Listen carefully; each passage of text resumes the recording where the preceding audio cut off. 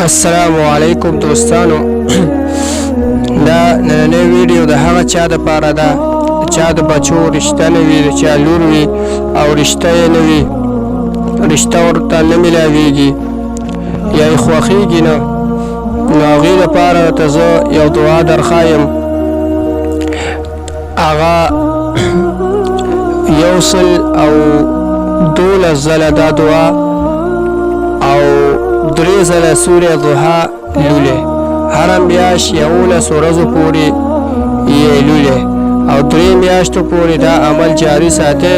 انشاءالله د 3 میاشتو دننه به ستاسو دغه حاجت پوره شي. دا آیات دی: رب انی لما انزلت الی من خیر فقیر، سورة القصص آیت نمبر 24 سلیشتم نمبر آیات او شلمه سپاره ده سوره قصص آیات ته رب انی لما انزلت الی من خیر فقیر. دا آیات با تاسو روزانه 112 ځله او سره 3 ځله سوره ضحا والضحا واللیل اذا سجا په غمه سپاره اخیره سپاره کې موجود ده.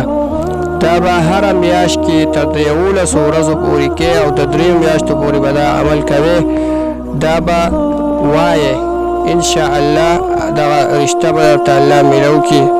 دا ویډیو د ثواب په نیت مخکې ملګرو سره شیر کړئ.